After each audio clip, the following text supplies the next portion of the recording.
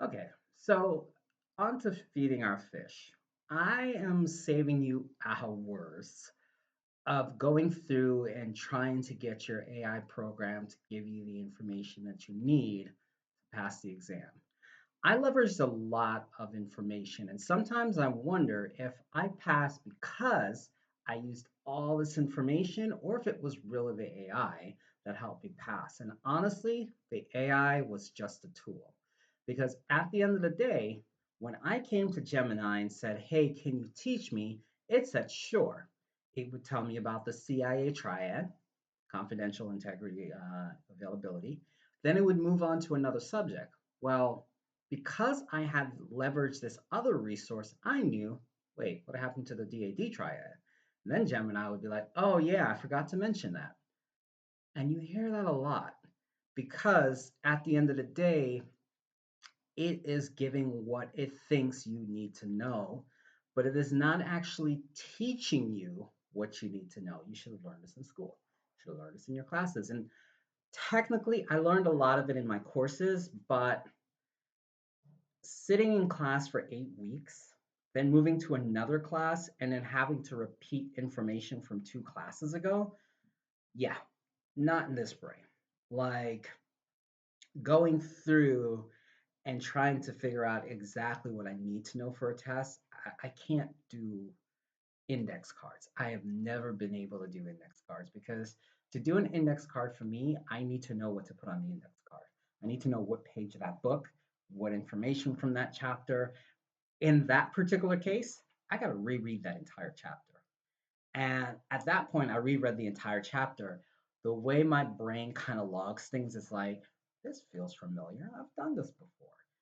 And I could tell you how to go down a street because I can remember the day that the song was playing when I drove down the street the last time. Maybe I was looking out the window and saw somebody go by, and I'm like, I've been here before. Okay, you want to make a left up there coming up because Blinken Park was playing. And that's just how my brain logs things, not the same for everybody. But in this case, I have to reread the whole book. And a lot of times I got to reread the whole book aloud. Read it once, read it aloud because out loud I hear it and I'm seeing it and hearing it, and that's the log for me. So I leveraged a lot of resources coming into the AI. So when things were happening, I was like, huh, you forgot this. This wasn't mentioned. This is something I think I need to know. And I kind of went through a lot of it, and just the main part, Gemini would be like, "Hey, are we missing anything?" And I swear, if you ask that AI, if any AI, you ask, "Are we missing anything?" They're gonna say yes. It is a learning algorithm. It is never going to tell you, "No, we got it 100%." It's going to say, "Yeah, I think we should add this," or "Yeah, we didn't mention that." And when I would come back to it and be like, "Hey, you didn't mention this," it'd be like, "Oh yeah, we missed that information. Here's the breakdown." Hey, what about this section? I didn't hear this. And the only reason I know these things because I listened to the cloud security um, on YouTube, that podcaster. I listened to Dr. Professor Lesser, and I was thinking Dr. Dion, and just uh, on Dr. Dion. So my coworker, I guess I'm an intern. I don't know. I guess coworker. Um, he used Dr. Dion to do his studying and he passed. So this AI isn't a all kill all be all because this AI can't do labs. And I never studied a single lab. And I wish I could be like, I studied some labs. I did some labs in class. And the way that the labs are and the U certify for the CompTIA is it has the instructions here on the side. This is your screen. You follow the instructions A, B, C, D, and you do them over here. And as I said, with my brain, I need to redo stuff. So I wasn't coming back to redo the labs in that manner. So those weren't sticking. And when I went to the exam and I sat down and I'm looking at this syntax code and I'm like, what is this stuff? When I'm looking at the interactive labs and it's telling me to find like a virus infected the system. So I got to find when the virus came in, which system got affected first, which order did it spread in, which is now clean because the antivirus and the detection systems picked up, the intrusion detection system picked up, and then they went through and cleaned everything. Well, detected, reported, and then they came back and cleaned everything. And it's just like, oh, I didn't study any of that, not a one. And AI can't because of the way that the JSON, the interactive executable file is. It's not capable of running a real life lab. Might be something to design. I am a crappy coder. I am happy I got through Python. I spent a lot of money on tutoring. Like me and the tutor were going back and forth over core concepts. And he's like, once you get the core concepts, you got it. And I'm like, yeah, bro, I can know the core concepts all day long. What the flip is this line of code? like, so I was going back and sitting in tutoring with them, breaking it down, explaining another way, giving me examples, and me going, it worked, and not knowing why. Um, so yeah, I'm not, somebody could design AI. I wish I got my BS in computer science thinking that's the route I would go, and then the complexity of it, I realized it's just not for me. And it is what it is. You know, we all have a skill set. I'm shocked I was able to get through the degree because I know other people have taken it and they changed degree programs. So I'm happy I got through it, but that's just like wow. But yeah, so I just never did the lab. So I was sitting at that exam looking at the screen. There was four labs and one made sense to me.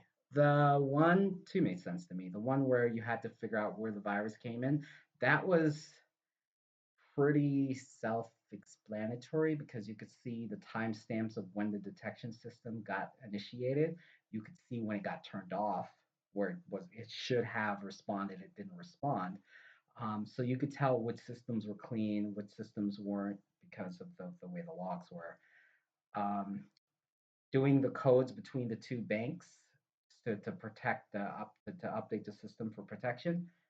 Up, man, I clicked just to click an answer, but I walked out of there not knowing what it was and with such little understanding of it that I couldn't even look it up when I got home. Like I am ashamed to say I could not even look it up because I had such little understanding of what I was looking at that I couldn't remember what I was looking at. So the AI system is not perfect. My coworker did Dr. Dion. They have those labs in there.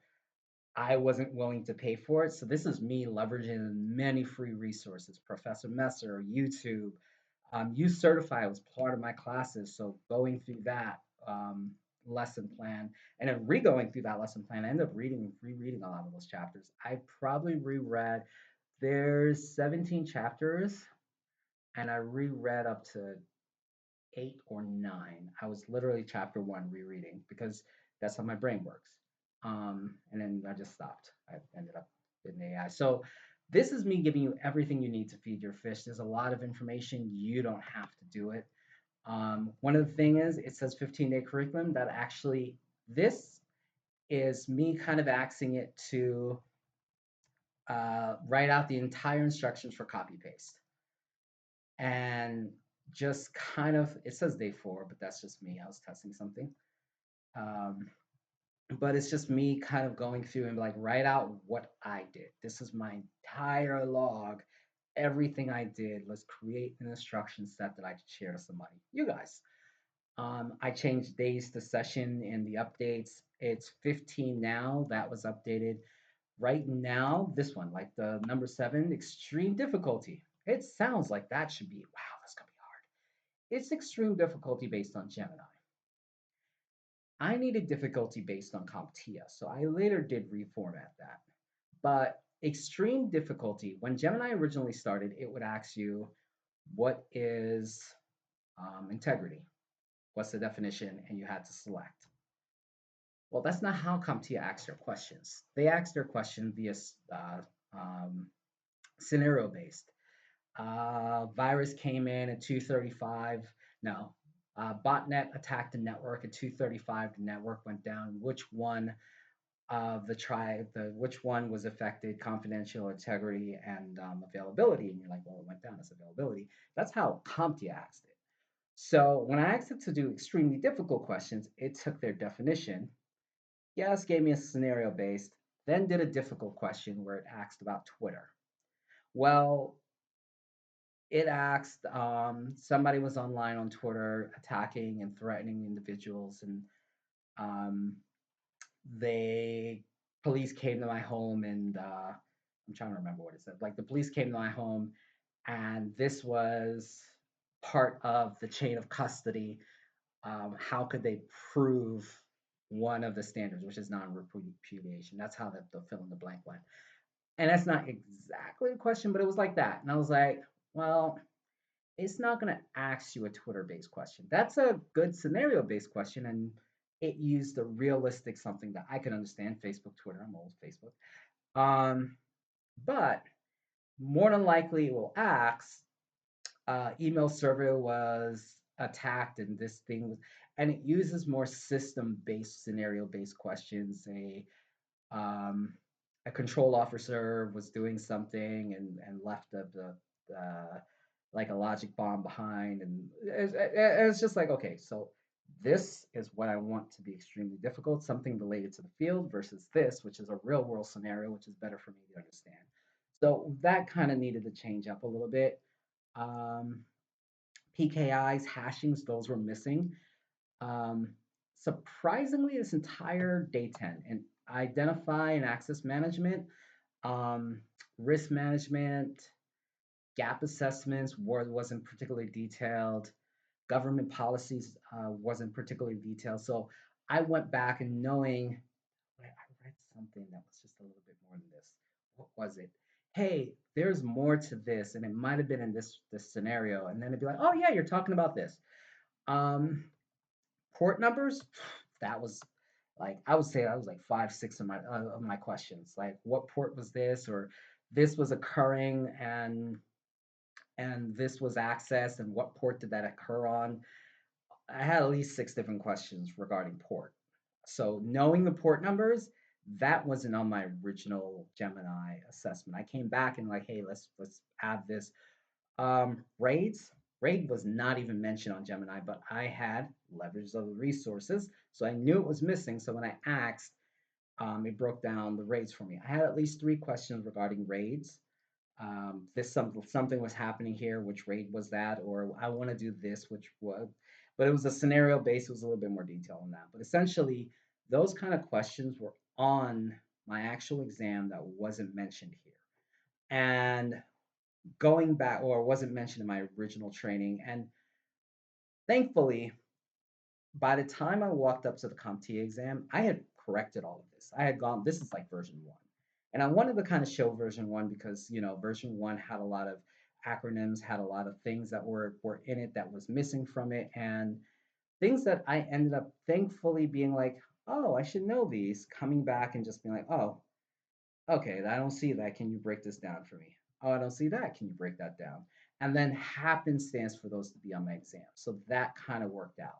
As far as how it taught me, it was this one, exam need to know, that came from the cloud security podcast on YouTube.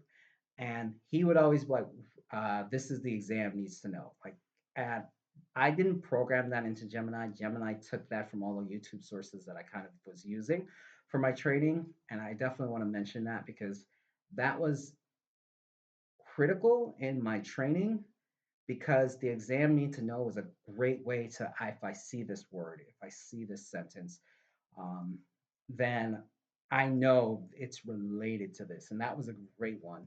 Core definitions, got to know what it is. When you hear um, parameters, when you hear uh, zero trust, what is that? And then real world scenario, this is my dumb it down section.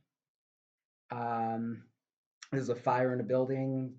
Somebody calls 911. That's your intrusion detection system. The firefighters come in and put out the fire. So those type of real world scenarios helped it to stick in my head better. Because now when they came up with scenario based questions, it was like, that sounds like that. When you walk into the bank and the pen is chained up to the desk, that's zero trust. I don't care you got an account with us. I don't care we have your name, your phone number, your address, a picture on file. I think you're gonna steal my pen. That's just the so it's just like wow. So real world was great for me, and having those three kind of broken down in the same structure was perfect. Visual aids, this was removed. Um, it just was like Gemini, the AI doesn't do visual aids well. And for two, it takes a long time for visual aids to load.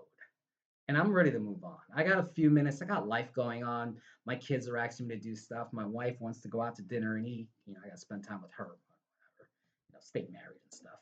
And it's just like, okay, Brown. It's just essentially me not having the time to deal with the system and to even look at this thing. So visual aids was removed. Mastery checks. This one was a big growth over time. I didn't even, by the time I got to the end, I didn't even know it could render multiple choice options in a JSON file in its Canvas program. Didn't know that. But when it originally started, they'll give me 10 questions and then I'll have to put 1A, 2B, 3C, whatever. By the time it was done, I can click from choices.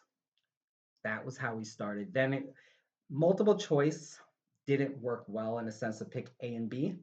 So multiple choice ended up being both of the choices on the same line, both of the choices on the same line, and kind of picking.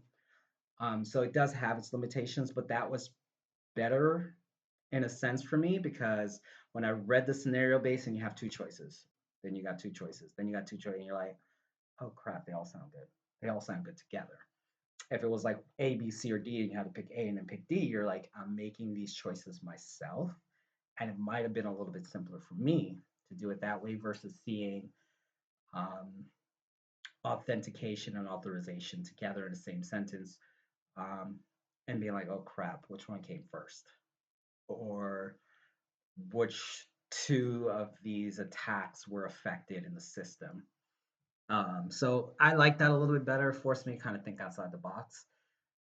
Failure logs, this was a huge one because if I got a question wrong, and this is also tied into the interactive grading. So when I answered a question, if I got the question wrong, it would tell me what was the right question, what was the wrong, why my answer was wrong. And it'll explain both of them. It never started out that way. We eventually got to that point. But one of the things I wanted to do was, what do I keep getting wrong? Because when you come back up to the review questions later, I'm going to pick a review. Gemini's going to pick a review question for me, and it's going to start to target those areas I kept getting wrong with scenario-based questions and kind of keeping track. At the end of all my lessons, I get a quiz on what I was weakest at. What did I keep getting wrong? What do I need to learn? I also get an interactive lesson of this is what I need to recap. And honestly, that recap, I walked out the car, knocked on the door to take my exam. She told me to hold on for a second. I was on my phone with my recap. Okay, all right, all right. Up to that very, very last minute. She opened that door. She's like, put the phone away. But yeah, I was just like, that recap was good because these were my weak areas, and that failure log was one of the best things. This deep dive analysis essentially gives you four answers, tells me what was right, what was wrong, why it was right, why it was wrong, and it was a nice full breakdown of the process. And it kind of looked like this. So it'd be scenario-based question that's tied to the field, not a Gemini-based question.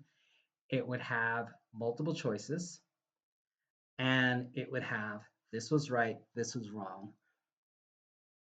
What did I put? Oh, availability. Failed because the description key, that I didn't think was confidentiality, but it was. So I thought it was integrity because it was effective, but it's like, no, the description key can be shown because it's a weak key, and an explanation. Hey, this is why it was wrong. So this is me officially getting it wrong. I think I passed this. And this is the reason why this I got that backwards. Yeah, I thought integrity had affected the decryption key, but it was confidentiality is going to be released. But yeah, it's just like this is perfect. This is what I need to know. If I get it right, I get it right. The amount of questions that are there. This blank means I skipped an answer by accident. I actually end up skipping a few. So that's one thing with this program that I definitely want to say pay attention to. It's not the program, it's the computer. There's a lag on Canvas. So when I click next, if I'm not paying attention, I click next, it's on this question. Click next, it's on this question. I skip that one. It's just as simple as going back and correcting the answer, but it was just one of those things like, oh, this is a failure in the system that Gemini can't address because Canvas is controlled by itself. It's not controlled by Gemini. So they can't go back and address that. But it is just one of those things to kind of, this is an aid, not a guaranteed tool. Um, some of my formatting, horizontal lines, it likes to put dashes across this one, like there. Don't do that. For separators, I don't know. Visually, it throws me off. Clear headings, clear titles, number 5, um, day 15, bullet points for each section. Like just the formatting, it likes to use M dashes, which I never knew what the hell these things were called until I got to college. I've seen them online just reading. I never bothered to look them up. But this is one of those things. It's just like I don't like them when I looked it up before I got to college, and I still don't like them to this day. So um, explanation points. Why are you yelling at me? Like, just because you put it doesn't mean that it makes that sentence more significant. What I want to see is bold. I want to see highlighting trigger words. I want to see highlighting information I need to see. Professional, concise, adaptive tone. Those are just, it is what it is. So I'd like to make mastery command, but I include everything mentioned and adding more. So this is me updating the program. But before we jump into the update, we're going to take a step over here. And over here, this is how it initially started. And this is kind of how the concept is. So we're going to focus on threats, vulnerability, mitigations. And essentially, I want to see nice bold titles, get rid of this line because it was using that line for separation.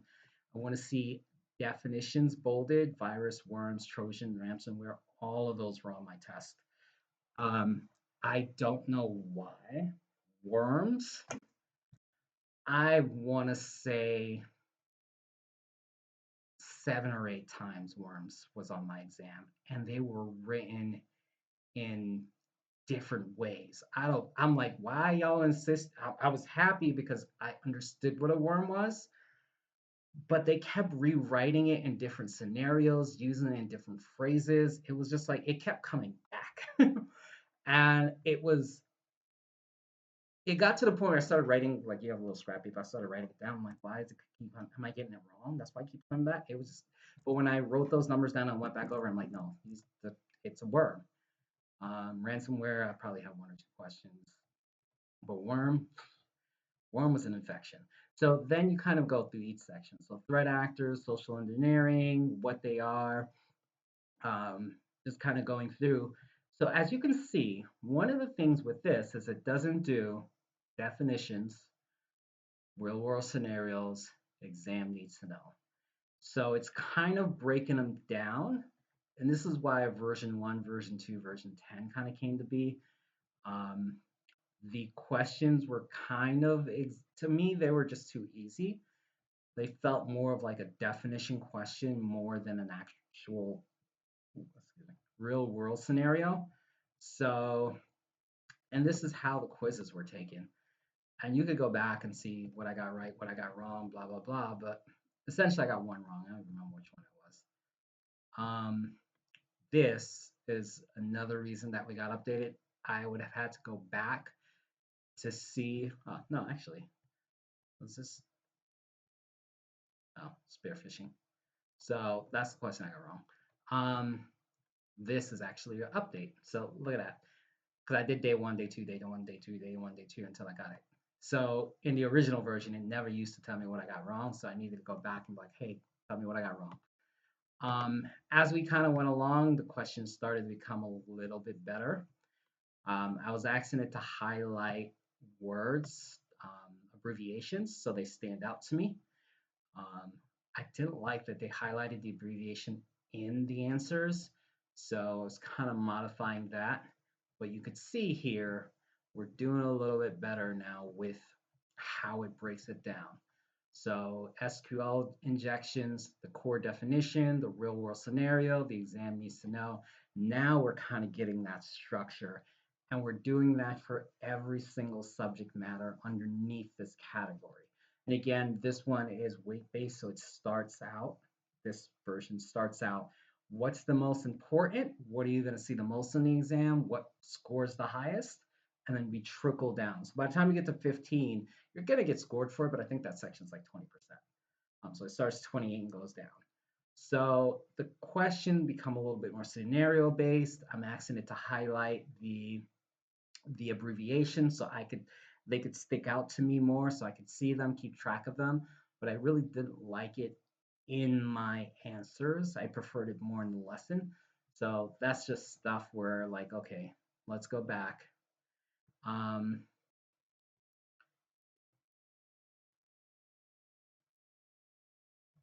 these are all the content creators. So it's just like, hey, I want to make sure that I give these content creators their credit. I think I credited them in the last video as well. But these are all the people I didn't use a lot, but this is everybody. Mike Chappell, David Siddell, they were together on one. I didn't really use them for the lesson plan. I used them more of how the exam formats were, how the scenario questions were. Zero to Mastery, you can Google that. It's a great resource for abbreviations.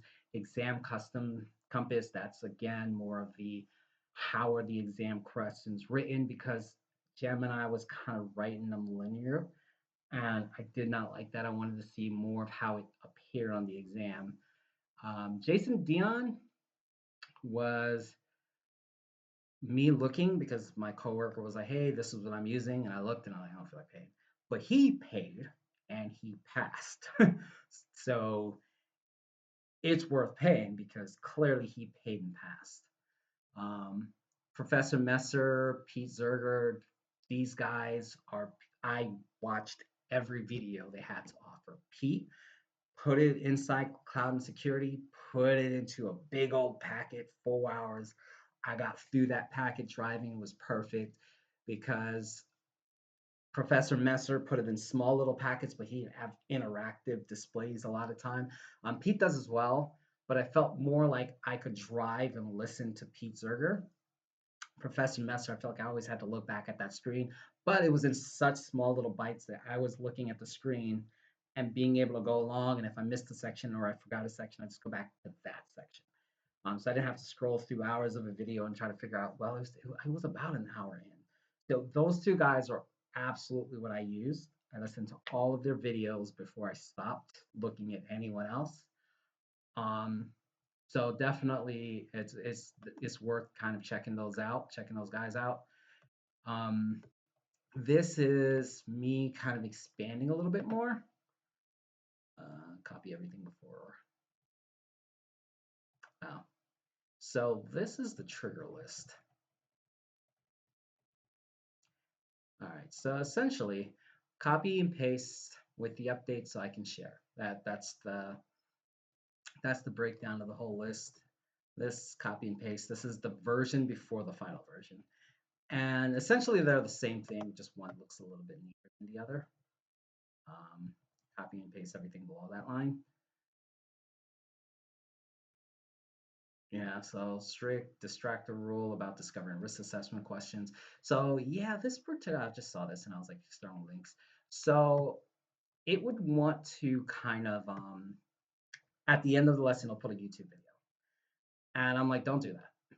I'm here. I want to keep it contained in this chat. Great, you're going to give this random content creator a video boost because we're going to click the link and go watch that video. But if there's something that you feel the video better explain, why not just explain it in the lesson plan? It's not to say you're giving me over information, it's a full recap. The goal is at the end of going through this AI program, I am better, if not even, I am prepared, if not better prepared, to pass this exam. So you sending me all over the place on deep dives, these rabbit holes, that's not good. Bring it back here, keep it here. If you think that's something to benefit, explain it. Don't show me a link to it. Um, so these kind of rules just kind of like it's like not greedy at all. It's the way I kind of phrase my question. I talk to AI the same way I talk to somebody else. Hey, explain this thing to me. Yo, what's going on here? Can you search this? In this case, I was like, look, I want everything. Everything that I have been doing in my entire chat. I want to be greedy. Put it all together for me. Throw some more in there. If you think I missed something, add it. Um, the DAD session, that was corrected in my original plan, corrected before I passed the exam. However, when I went to copy and paste, it wasn't included in any mention of the actual lesson. So somewhere along the line, Gemini took that out. So we're putting it back in. And it's like I want it all. I want to be greedy. Um, so it's added organically to our lessons. Like, no, bitch, it was already there. You took it out. Um, so it's just one of those things, but I like this a little bit cleaner, so I'm pulling this one up. But essentially, it's the 701 exam, which is a 2025, 2026 now, unless they change it, exam. But it also have cores from 601, which is the 2024. So it's 2024 to 2026 information bundled in, put together. And essentially, this is going to be the full session from the CIA, the AAA, gap analysis, general security concepts, your foundations, threat mediations, they're keeping that all together. They're doing 1, 2, 3 threat mediations because there's different ones. There's the CVSS, the system that actually tracks mitigation. There's social engineering. There's actual malware attacks. So there's so many different levels that you want to break the concept up into understandable sections. And that's where we are going through and kind of adding in everything. OR, SAML, those weren't mentioned, those were added in by this, before I passed, but weren't added after I asked it to put everything together, which I don't know why I did that. So it's just kind of going through around lesson 7. Originally, lesson 7 used to be a recap of 1 through 6. We've kind of changed that. So now we're doing a review assessment. Now, this 35% of the course, that's a lot. But it's 20 questions that go through 1 through 7, breaking it all down. Extremely difficult is still extremely difficult, but now Gemini has been prompted that it's CompTIA difficult. So those instructions have been added in. As we go along, you're going to come all the way down to 18, which is a full drill. Now, this is performance-based questions. This is like a big go through of everything you learned before taking a mock exam. Now, this mock exam is 100 questions, but it doesn't include lab questions. On top of that, my actual exam was only 70 questions. So this is worse than the CompTIA exam. And again, 100%, 120% difficulty because you can beat it here in the comfort of your own home. You're going to kill it out there, sitting and having somebody watch you. I got like, you just feel like the eyes are, I'm not doing anything, but I just felt her eyes were burning in and I'd want to look over. But then there's a camera here because I always peek around before I walk in. I'm not cheating, but I just look around my surroundings. So I know there's a camera above my head. So what I didn't want to think, because now I'm like, if I look over there, the people on the camera are going to think I'm looking for an answer that way. So I'm trying to keep my head here. And I probably got that because when I took my real estate exam, it was like, pay attention to the screen. I'm like, I'm like literally moving my mouse, looking at the screen to be like, warning, you are distracted. Pay attention to the screen. I'm like, where the fuck was I looking? But then I got this my eyes. So I'm guessing that they was like, nah, we don't think you're looking at the screen. I'm like, pay attention. I'm like, bitch, I'm in the middle of reading a question. How the hell am I not? I'm literally clicking an answer like, pay attention, stop looking around. I'm like, I'm not looking around. Do I got lazy eye, you probably see that, but whatever. So I didn't want to look that way, but I just feel it on my face. Um, and it's just one of those things. So This last one is, I think, probably one of the better things I came up with. Take everything I've gotten wrong, recap all of that wrongness I've been getting from 1 through 19, whatever, and then give me another question on just what I got wrong. Let's go ahead. It's my failures. Um, and the breakdown, testing structure, or just informing structure, educational structure, core, real world scenario, exam need to know. Um, Mastery checks for every single lesson, 11 for that new section you're in, 9 to kind of recap what we've already experienced. 120% using multiple question scenarios for at the end of every question, interactive grading, answering all submissions, essentially tracking what I got right, why it's right, what I got wrong, why it's wrong, what was supposed to be the right answer, and a full deep line. These are just operational controls. That's just me liking my clarity of how things look. I mean, that one could probably be edited by anyone else to fit how they would like to begin. Even my behaviors, which aren't stated here, explanation m dash is horizontal. I like it to say, let's start session 1. Let's begin the mastery check for the exam. But, you know, picky with the operational rules. I'll probably edit that before I put this out here. But yeah, that's a full breakdown of the entire Gemini structure. That's pretty much everything you need for your fish to be big and strong. All of the threat actors, everything that I think you need to know to pass the exam, stuff I saw myself on the exam, stuff that I came across while studying. I have fed this fish for hours, so you don't have to. You will have a nice, simple copy and paste. That's it. So I'm going to go into the next part. The next part is actually going to be pasting it and testing it. That one should be a lot shorter than this one because this one was a full breakdown. I like to talk, but I'm going to get a refill and we're going to go.